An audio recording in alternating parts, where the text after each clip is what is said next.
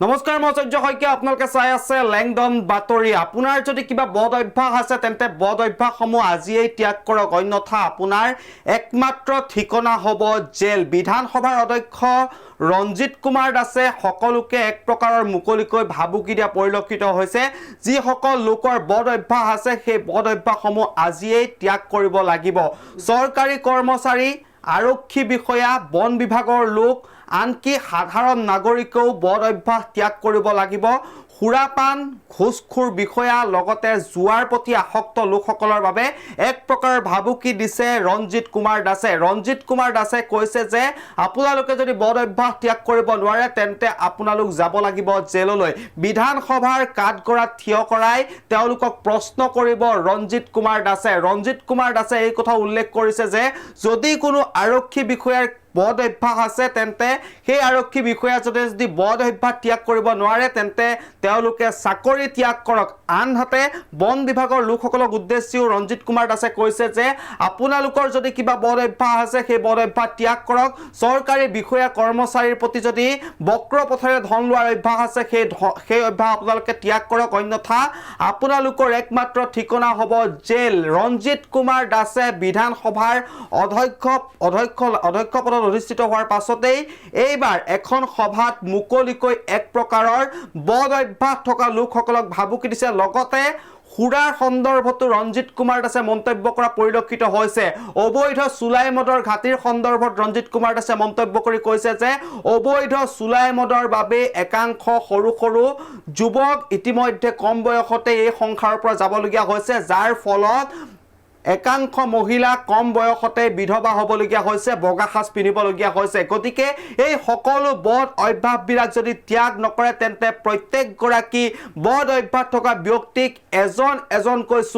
চুচুৰাই লৈ যোৱা হ'ব জেললৈ আৰু ৰঞ্জিত কুমাৰ দাসে এক প্ৰকাৰ ভাবুকি দিছে যদি বদ অভ্যাস এৰিব নোৱাৰে তেন্তে কিন্তু মোৰ হাতৰ পৰা কোনো হাৰি যাব নোৱাৰিব এই মন্তব্য কৰিছে ৰঞ্জিত কুমাৰ দাসে আৰু এখন ৰাজহুৱা সভাত মুকলিকৈ চৰকাৰী কৰ্মচাৰী আৰক্ষী বিষয়া বন বিভাগৰ লোক সাধাৰণ নাগৰিক সকলোকে এক প্ৰকাৰৰ ভাবুকি প্ৰদান কৰিছে ৰঞ্জিত কুমাৰ দাসে সভাখনত ৰঞ্জিত কুমাৰ দাসে বদ অভ্যাস থকা লোকসকলক উদ্দেশ্যি কি কৈছিল সেই মন্তব্য আমাৰ হাতত আছে সেই মন্তব্য আপোনালোকৰ বাবে আগবঢ়াইছো আৰু এই প্ৰতিবেদনৰ পৰা মই বিদায় লৈছো ধন্যবাদ চাই থাকিব লেংটন বাতৰি বাদ দিয়ক আৰু নহ'লে ইয়াৰ পৰা আপোনালোকে গুচি যায় কাৰণ সেই বদ অভ্যাস কুঅভ্যাসেৰে ইয়াতে বৰ্ণগত চলিব নোৱাৰিব আগতে যি চলিলে মই সেইকাৰণে মুকলিভাৱে কৈছোঁ যে যিসকল বদ অভ্যাস আছে কুঅভ্যাস আছে আমাৰ ফৰেষ্টৰে হওক আমাৰ থানাৰে হওক আৰু পৰৱৰ্তী সময়ত যদি এইবোৰ যদি কমপ্লেইন যদি থাকে তেতিয়া অধ্যক্ষৰ এটা বিশেষ প্ৰিভিলেজ আছে সেই কথাষাৰ বহুতে নাজানে যে অধ্যক্ষৰ অসম বিধানসভাৰ নিজে এটা কাঠগড় আছে আমাৰ এখন ভিতৰত আমাৰ আদালত আছে বিটছ অফ প্ৰিভিলেজ বুলি কয় যে যদি কিবা কথা কোৱাৰ পিছত যদি তেওঁ অমান্য কৰে তেতিয়াহ'লে তেওঁ আমাৰ কাঠগড়ত আহি পেলাই মই যি কৈছোঁ ভগৱানৰ নামত শপত খাই কৈছোঁ বুলি তেওঁ শপতনামা দিব লগা হয় আৰু সেই বিটছ অফ প্ৰিভিলেজৰ জৰিয়তে সেইজন ব্যক্তিৰ এগেইনষ্টে বিভিন্ন ধৰণৰ আমি শাস্তি প্ৰয়োগ কৰিব পাৰোঁ গতিকে যাতে বিধানসভাৰ মজিয়াত যাতে টানি নিবলগীয়া নহয় বিষয়া কৰ্মচাৰীসকলক তাৰ প্ৰতি মই আগতীয়াকৈ আহ্বান জনাইছোঁ গতিকে পিছত আকৌ মোক কৈ লাভ নহ'বগৈ কাৰণটো আমাৰ এই অঞ্চলৰ ৰাইজ সহজ সৰল ৰাইজ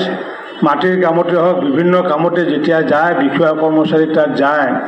বিভিন্ন ধৰণৰ হাৰাশাস্তিৰ মই অভিযোগ পাওঁ এই হাৰাশাস্তি যাতে আজিৰ পৰা যাতে বন্ধ হয় তাৰ কাৰণে মই আহ্বান জনাইছোঁ মই সৰভোগ থানাক এইটো আহ্বান জনাইছোঁ যদি তেওঁ থাকে যদি থাকক নাথাকে যদি আজিৰ ভিতৰত ট্ৰেন্সফাৰ হ'লে মোৰ আপত্তি নাই তেওঁ মুখ্যমন্ত্ৰী গৈ ক'লে হয় যে বিধায়কৰ বাসভৱনৰ সন্মুখত যদি যোৱা চলে তে ইয়াৰে সমাজ ব্যৱস্থা বা প্ৰশাসন কি প্ৰশাসন চলি আছিলে বা কি সমাজ ব্যৱস্থা চলি আছিলে এইবোৰ এতিয়া নহ'ব এইবোৰ আমি বহুত দেখিছোঁ যে অকালতে বহু আমাৰ ভণ্টীসকলে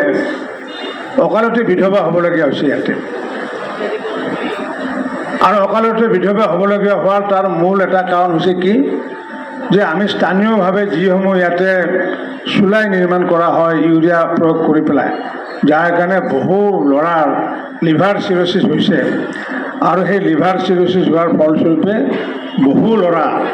আমাৰ মাজৰ পৰা নোহোৱা হৈছে। বহু মহিলাই এতিয়া বিধৱা জীৱন যাপন কৰি আছে।